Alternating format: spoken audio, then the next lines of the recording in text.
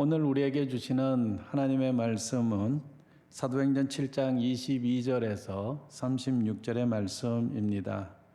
하나님의 말씀을 받들어 봉독합니다. 모세가 애굽 사람의 모든 지혜를 배워 그의 말과 하는 일들이 능하더라.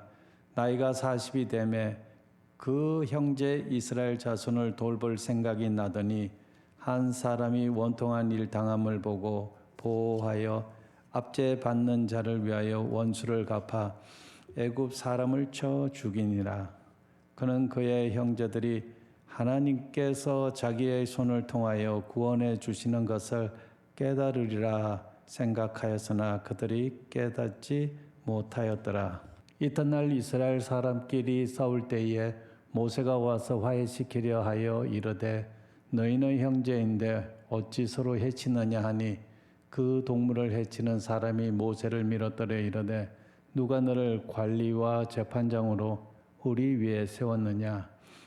내가 어제는 애굽 사람을 죽임과 같이 또 나를 죽이려느냐 하니 모세가 이 말 때문에 도주하여 미디안 땅에서 나그네 되어 거기서 아들 둘을 낳으니라. 40년이 참에 천사가 시내산 광야 가시나무 떨기 불꽃 가운데서 그에게 보이거늘 모세가 그 광경을 보고 놀랍게 여겨 알아보려고 가까이 가니 주의 소리가 있어 나는 내 조상의 하나님 즉 아브라함과 이삭과 야곱의 하나님이라 하신대 모세가 무서워 감히 바라보지 못하더라. 주께서 이르시되 내 발에 신을 벗어라. 내가 서 있는 곳은 거룩한 땅이니라. 내 백성이 애굽에서 괴로움 받음을 내가 확실히 보고 그 탄식하는 소리를 듣고 그들을 구원하려고 내려왔노니 이제 내가 너를 애굽으로 보내리라 하시니라. 그들의 말이 누가 너를 관리와 재판장으로 세웠느냐 하며 거절하던 그 모세를 하나님은 가시나무 떨기 가운데서 보이던 천사의 손으로 관리와 속량하는 자로서 보내셨으니 이 사람이 백성을 인도하여 나오게 하고 애국과 홍해와 광야에서 40년간 기사와 표적을 행하였느니라. 아멘. 거룩한 주일 오후 예배에 함께하신 우리 신금호 교회 여러 성도님들 위해 하나님의 은혜가 풍성히 넘쳐나시기를 원합니다. 오늘 설교의 제목은 고난과 회복입니다. 오늘 성경 말씀의 본문을 다시 한번 이렇게 배경 설명을 해드리면 사도행전 7장에는 스데반의 설교가 나옵니다. 스데반이 설교한 후에 7장의 마지막 절인 60절에 스데반이 순교하는 모습을 볼 수 있습니다. 무릎을 꿇고 크게 불러 이르되 주여 이 죄를 그들에게 돌리지 마옵소서. 이 말을 하고 자니라. 스데반이 순교 전에 전한 메시지는 우리로 하여금 하나님의 사랑을 풍성히 느끼게 해줍니다. 그 하나님의 사랑은 고난과 회복이라는 차원 속에서 나타남을 보게 됩니다. 오늘 본문은 모세의 삶 가운데 전반부에서 중반부로 넘어가는 시기의 장면을 보여줍니다. 이때 모세의 나이가 40세가 됩니다. 그때까지 모세는 애굽 사람의 모든 지혜를 외워 그의 말과 하는 일들이 능하였다라고 7장 22절에서 말하고 있습니다. 그런데 그에게 이스라엘 자손을 돌볼 마음이 생각나서 이스라엘 사람이 원통한 일을 당함을 보고 애굽 사람을 쳐 죽였다라고 합니다. 그리고 이튿날 싸움을 하던 이스라엘 사람의 말이 있습니다. 누가 너를 관리와 재판장으로 우리 위에 세웠느냐. 이 말이 모세를 광야로 몰아내었습니다. 모세는 이 말 때문에 광야에서 40년간의 고난의 삶을 사는 것을 보게 됩니다. 누가 너를 관리와 재판장으로 세웠느냐. 이것은 모세에게 있어서 하나의 큰 트라우마와 같았다라는 사실입니다. 그런데 35절에 보면은 이렇게 기록되어 있습니다. 그들의 말이 누가 너를 관리와 재판장으로 세웠느냐 하며 거절하던 그 모세를 하나님은 가시나무 떨기 가운데서 보이던 천사의 손으로 관리와 속량하는 자로서 보내셨다라는 사실입니다. 어떻게 보면은 너가 어떻게 우리의 관리가 될 수 있고 속량하는 자가 될 수 있느냐, 재판관이 될 수 있느냐라고 이스라엘 사람들이 모세에게 이야기를 했을 때 그 말이 두려워서 광야로 미디안 광야로 도망을 갔던 그 모세가 그에게는 그 말이 어떻게 보면 트라우마와 같이 가슴에 어떤 두려운 말이었을 것입니다. 이스라엘 백성이 자기가 애굽 사람을 죽인 것을 보고 그와 같은 이야기를 했기에 그런데 하나님은 모세를 부르시고 다시 오늘 35절에 보면 관리와 속량하는 자로 다시 애굽으로 보내셨다라는 사실입니다. 자, 사도 바울도 복음을 전하면서 수많은 고생을 경험한 것을 보게 됩니다. 고린도후서 11장 23절에서 28절까지 보면은 바울이 이렇게 고백하는 것을 보게 됩니다. 내가 수고를 넘치도록 하고 옥에 갇히기도 더 많이 하고 매도 수없이 맞고 여러 번 죽을 뻔하였으니 유대인들에게 40에서 하나 감한 매를 5번 맞았으며 3번 태장으로 맞고 1번 돌로 맞고 3번 파선하고 1주야를 깊은 바다에서 지냈으며 여러 번 여행하면서 강의 위험과 강도의 위험과 동족의 위험과 이방인의 위험과 시내의 위험과 광야의 위험과 바다의 위험과 여러 번 굶고 춥고 헐벗었노라 라고 이야기합니다. 사랑하는 성도 여러분, 여러분의 삶 가운데서도 사도 바울처럼 이와 같은 많은 고난과 어려움을 경험했음을 또 이렇게 고백할 수도 있습니다.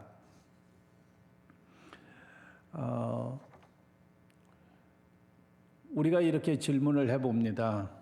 우리의 삶 가운데서 고난을 받아본 적이 있습니까? 라고 질문해 보면은 많은 분들이 아니 받았다 라고 이야기하실 분은 아무도 안 계실 것입니다. 고난과 별개의 삶을 나는 살아왔다 라고 이야기하는 분도 많지 않을 것입니다. 모든 인간의 삶은 고난과 뗄래야 뗄 수 없는 그런 삶을 살아가고 있습니다. 그런데 저는 여러분에게 이렇게 질문 드리고 싶습니다. 사랑하는 성도 여러분, 여러분은 복음을 위해서 얼마만큼 고난을 받았습니까? 이렇게 질문을 하면은 대답이 조금 다르게 오리라 생각을 합니다. 왜냐하면 우리가 살아가는 삶 속에서 복음을 위해서 얼마만큼 고난을 받았는가? 세상의 삶을 그저 살아가기 위해서 고난을 많이 받았지만은 그러나 복음을 위해서 얼만큼 고난을 받았는가? 사도 바울은 제가 읽은 고린도후서 11장 23절에 그렇게 수많은 돌로도 맞고 바다에 빠지기도 침몰할 만큼 어려움도 당했고 옥에 갇히기도 하고 태장도 맞고 이런 경험 여러분은 얼마만큼 복음을 위해서 고난을 받아보셨는지요? 고난의 형태는 매우 다양합니다. 그것이 우리의 삶을 지배할 때, 고난이 우리의 삶을 지배할 때 우리는 어디로 가야 할 바를 알지 못하고 헤매일 때가 많이 있습니다. 성도들은 생각을 합니다. 목사님들은 고난이 와도 잘 견디고 이겨가겠지. 결코 그렇지 않습니다. 고난이 닥쳐오면 여러분들과 같이 동일하게 아파하고 힘들어합니다. 그럼에도 불구하고 그 고난을 사도 바울처럼 하나님의 종으로 세워져 가는 어떤 숙명적 사건으로 이해하면서 목사님들은 감당해 갑니다. 그러기에 우리 성도들도 고난을 하나님과의 관점 속에서 해석을 하고 이해하면 성숙한 성도의 자리로 나아갈 수 있습니다. 그래서 오늘 제목을 고난과 회복이라는 그런 주제로 말씀을 나누려고 합니다. 이 고난과 회복이라는 주제로 세 가지 관점에서 한번 살펴보도록 하겠습니다. 첫째는 요한복음 16장 33절 후반절에 보면 세상에서는 너희가 환난을 당하나 담대하라 내가 세상을 이기었노라 라고 말씀하고 있습니다. 선교적 교회 성도들이 선교적 삶을 살아가기 위해서는 세상의 환난을 피할 길이 없습니다. 세상의 환난과 마주치게 되는 것입니다. 그럼에도 불구하고 성도들은 담대하라라고 성경은 말씀하고 있습니다. 왜냐하면 우리의 구주 되시고 하나님 되시는 예수님이 세상을 이기었기 때문입니다.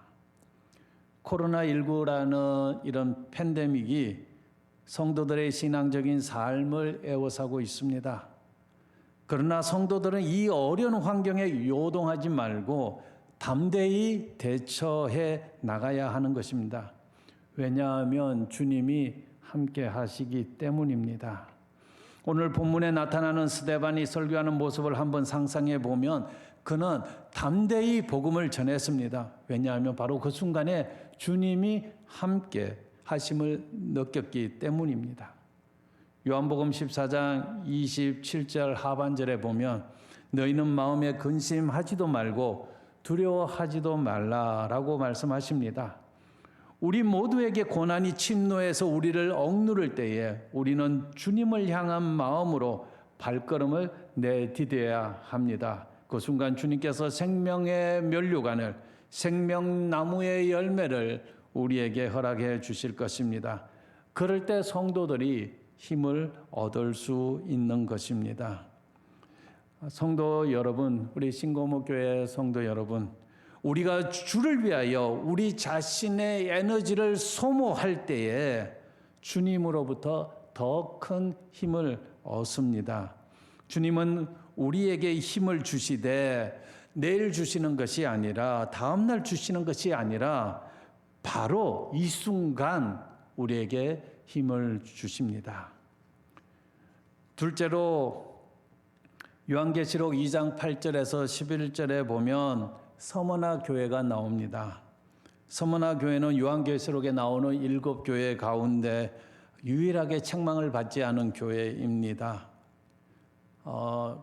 요한계시록 2장 8절에 보면 처음이요 마지막이요 죽었다가 살아나신 이가 이르시되 라고 말씀하십니다. 처음이요 마지막이요 죽었다가 다시 살아나신 이 그분 예수 그리스도이시죠.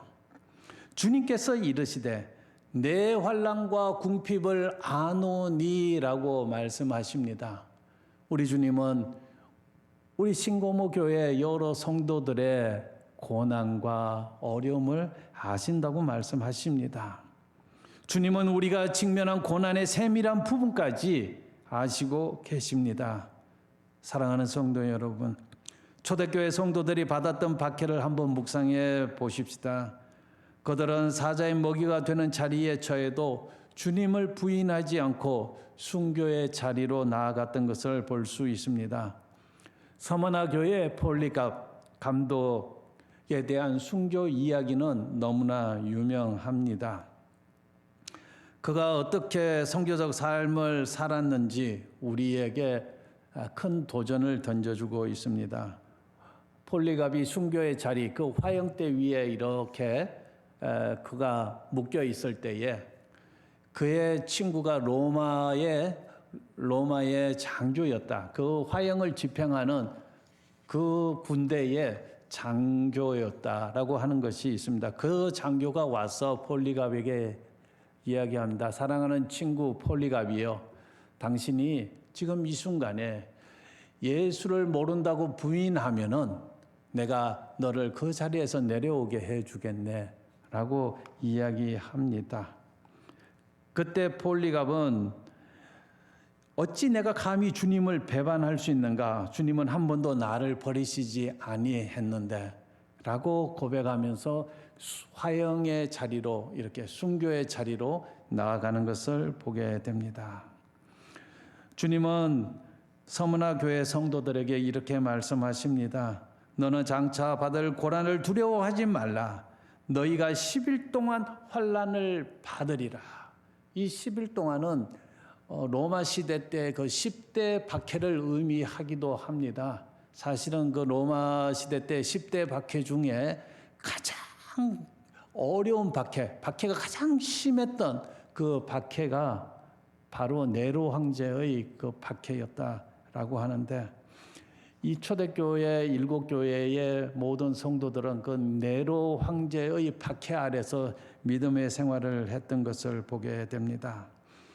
그런데 주님은 말씀하시기를 그 환난과 고난을 두려워하지 마라. 그 환난과 고난을 바라보지 말고 주님께 죽도록 충성하라라고 말씀하십니다.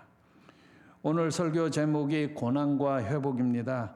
고난을 극복하기 위해서는 고난을 바라볼 것이 아니라 주님을 바라보면 회복이 된다는 것을 가르쳐 줍니다. 주님은 고난 가운데서 더욱더 주님께 충성하라고 말씀하십니다. 그러면 생명의 관을, 생명의 면류관을 저희 모두에게 주시리라라고 약속하십니다. 생명의 관은 생명의 면류관이요, 그 면류관은 승리한 자에게만 주어지는 것입니다.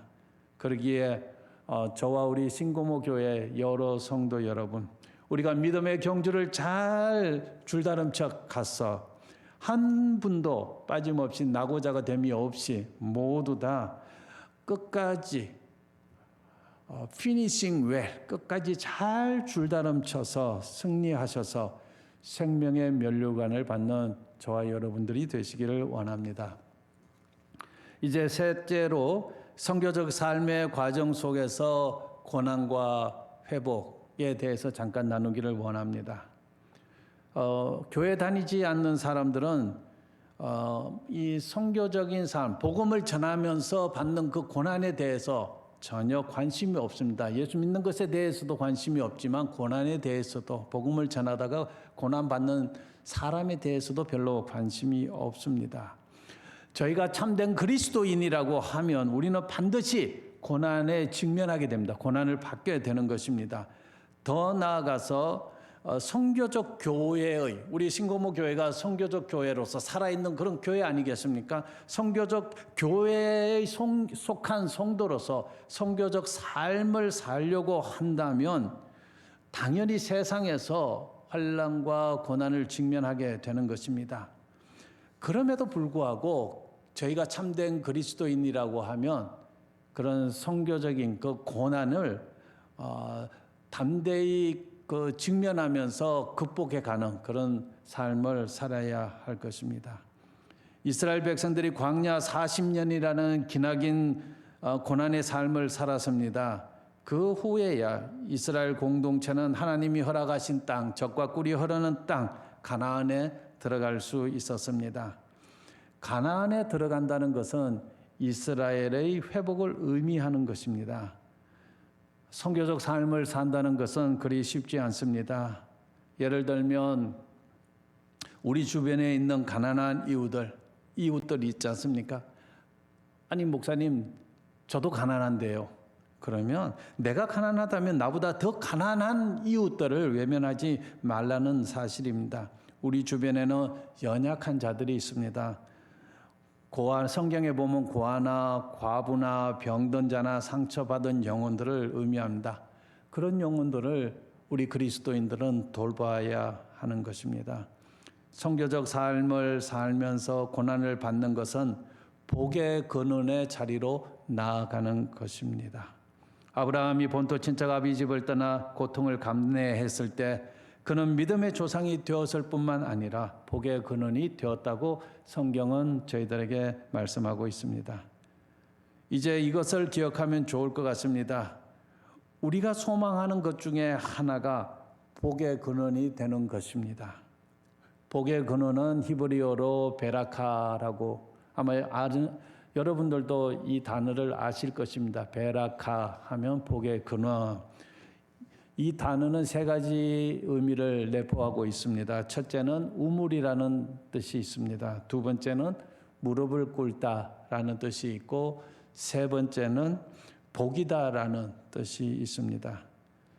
이 우물과 그리고 무릎을 꿇다 그리고 복, 이 세 가지 단어를 천천히 묵상해 보면 다음과 같은 결론에 도달하게 되는 것을 보게 됩니다.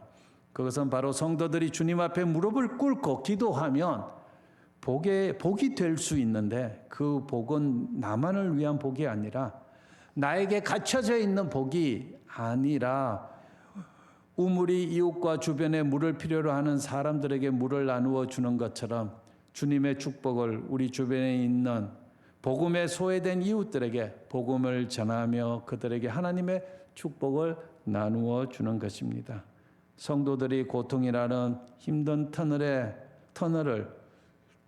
이 코로나19라는 이 팬데믹의 어려운 시기를 주님의 이름으로 감내하면 저희들 모두가 복의 근원이 될 수 있음을 가르쳐 줍니다.